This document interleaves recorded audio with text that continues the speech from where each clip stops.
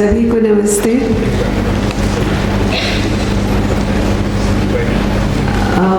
बहुत समय बाद लोग आए हैं और जैसे कहा अभी बहुत दूर दूर से आए हैं, तो चाहे हमें से समझे ना पर ये मायने रखता है।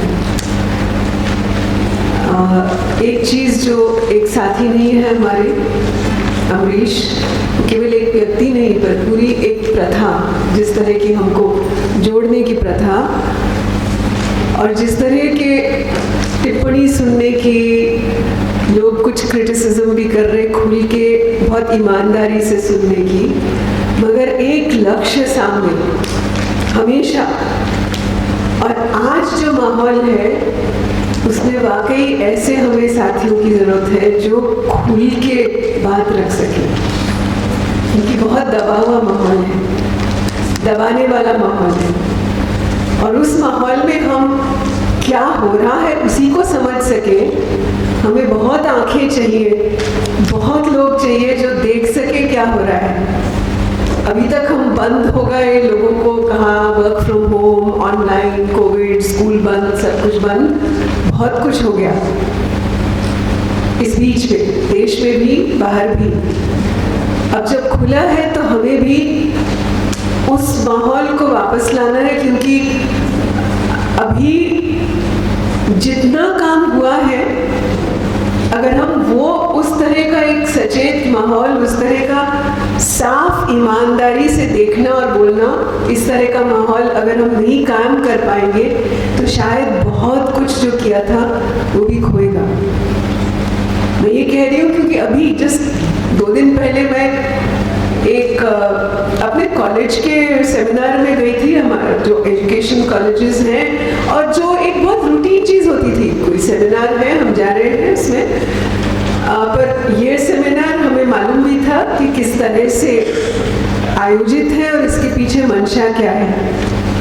भारतीय भाषाओं को किस तरह से उनका विस्तार शिक्षा में, उच्च शिक्षा में, साइंस और मैथ्स में, तो जहाँ स्पेस मिलता है, क्योंकि मेरा अपना काम विज्ञान की भाषा में है, और तो इसलिए बहुत, जब कॉलीग्स ने बहुत कहा और बहुत ये ज़रूर आइए ये सब, तो जो एक रूटीन सेमिनार भी होता था उसमें जाने से एकदम दिखा कि किस माहौल में साथी काम कर रहे हैं। और दूसरा, कितना ज़रूरत, जो यंग कॉलीग्स हैं, कितना उनको, कितनी ज़रूरत है इस बात की कि जो लोग इसमें कई दशकों से काम कर रहे हैं और देख रहे हैं, समझ रहे हैं, बोल रहे हैं, उनको साथ रखना। मैं हैरान थी कि जाते जाते भी कॉलीग्स, जो पहले बहुत रूटीन चीज़ थी, वो आके एकदम मेरे कंधे पे हाथ रखे।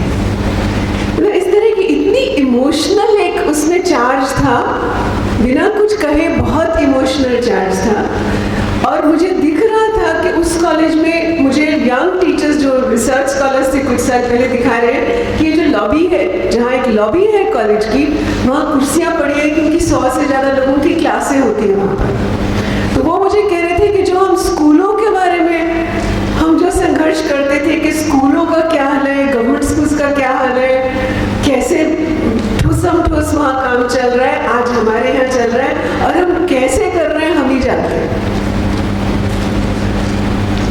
और ये भी कि ये 4 साल के जो कोर्स बने, उनसे क्या होने वाला है, क्या हो रहा है, दिख रहा है। ये जो दिल्ली यूनिवर्सिटी जैसी हमारी एक उच्च यूनिवर्सिटी है, उच्च शिक्षा की सेंट्रल यूनिवर्सिटी है, जहाँ आने के लिए लाखों स्टूडेंट्स देश भर से कोशिश करते हैं, उसका अंडर ग्रेजुएशन कोर्स शुरू ही नहीं हुआ अभी नवंबर तक। कोविड तो खत्म हो गया, तो ये और मीडिया कुछ कह नहीं रहा है।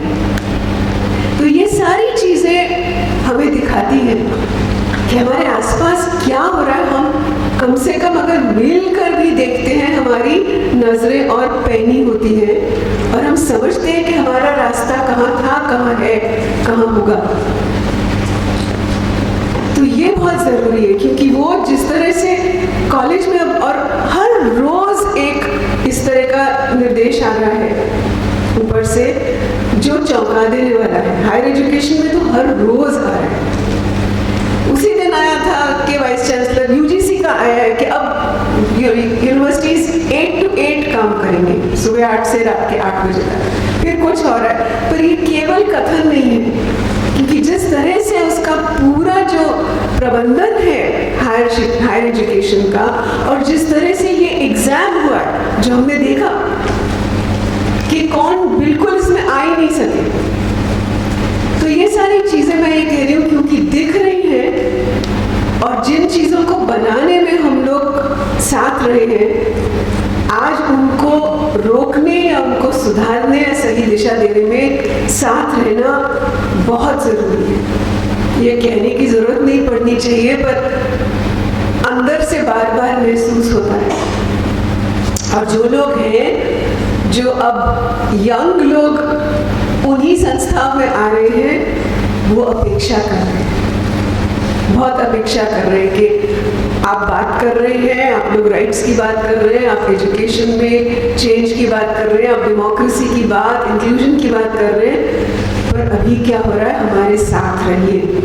तो आप सब भी उन्हीं लोगों में से हैं जो इतने सालों से संघर्ष कर रहे हैं, और इसलिए हमारा साथ रहना ज़रूरी है। तो हाँ, हम कम हैं, जितना होते हैं उतने नहीं हैं, पर हमारी आवाज़, हमारी जो निष्ठा, और जिस तरह से हम अपनी एक और समझ बना के चलेंगे कि इस समय में हमने क्या देखा है इन 2 साल में, और वो रास्ता आगे हमें दिख रहा है क्या होने वाला है। राइट टू एजुकेशन को तो इस पॉलिसी ने ख़त्म कर दिया है, जो हमने पहले दिन से ही कहा था। मगर आज मतलब दिल्ली में ही जब अभी हाल में एक मीटिंग हुई थी सेव एजुकेशन कमेटी और joint forum for meaningful education में जब कराई, तो वाकई हैरान थे हम। स्टूडेंट्स भी थे कुछ जो बता रहे थे कि कैसे बिना उनको पता ही नहीं है कि उनका स्कूल खत्म कर दिया है। उनको कहा गया है कि कंस्ट्रक्शन चल रही है, कुछ ये रिपेयर चल रहा है, आप थोड़ी देर दूसरे स्कूल के साथ बैठ जाइए। स्कूल मैनेजमेंट कमेटी जो है, उनके मेंबर्स वहाँ कि इस तरह से अगर दिल्ली राजधानी में दिल्ली यूनिवर्सिटी के बिल्कुल छत्रछाया में स्कूल बंद किए जा रहे हैं और मर्ज किए जा रहे हैं, तो फिर बाकी देश का क्या हो रहा है। तो हम क्या देख रहे हैं, और हम जो देख रहे हैं, क्योंकि डेटा अभी कहा था कि हमने देखा कि माइग्रेंट्स किस तरह से जा रहे थे, मगर डेटा पार्लियामेंट में कहा गया कि कोई आंकड़ा नहीं है। तो इसलिए आंकड़े का वेट नहीं करना है, हम कौन से आंकड़े लेके आ रहे हैं जो विश्वसनीय है, ये हमारी जिम्मेदारी है। अब पहले हम ढूंढ लेते थे, रिपोर्ट जो है बनने में ढूंढ लेती थी कि ये आंकड़ा कहाँ है, ये कहाँ है, मिनिस्ट्री का है, यहाँ है। अब हमें आंकड़ा भी अपना विश्वसनीय, चाहे वो छोटे दायरे में है, उसको कैसे बनाना है, जिसके आधार पे समझ बनाए कि कितने बच्चे आज स्कूल से बाहर हैं, छोटी छोटी जगहों से आवाज़ें आ रही हैं, कितनी बच्चियां उनकी शादी हो गई, कितने लेबर में है वे, ये सब आ रही है, पर किसी को मालूम नहीं है कि। और कोविड का जो हम देख रहे हैं कि ब्रिज कोर्स नाम के लिए हो गए। खुद मैं राजस्थान में थी और ब्रिज कोर्स वहाँ जन सुनवाई थी, चीफ मिनिस्टर और अरुणा रॉय और उनकी संस्था ने रखी थी, और हम देख रहे थे कि क्या हुआ है। ब्रिज कोर्स नाम के लिए सुबह 4 पीरियड ब्रिज कोर्स और शाम के 4 पीरियड रेगुलर सिलेबस। क्या मतलब? टीचर्स खुद कह रहे हैं, पेरेंट्स खुद कह रहे हैं, क्या मतलब सुबह आप ब्रिज कोर्स कर रहे हो, शाम को आप कह रहे हो कि हम वही पाठ्यक्रम कर रहे हैं। तो नाम के लिए बहुत चीजें हो गई हैं। क्या हो रहा है बच्चों के साथ, ये हमारी जिम्मेदारी है। और एक बार हमने अपने आप को जोड़ा है जब इस काम से, तो अब हाथ नहीं चला सकते। खासकर जब ऐसा एक समय आया है इस जंक्चर पे, जब बहुत ही क्रिटिकल, मतलब क्रिटिकल कहना भी काफ़ी नहीं है, हम डिसमेंटलिंग देख रहे हैं हायर एजुकेशन का। और स्कूल एजुकेशन में क्या हो रहा है वो आप बताएंगे।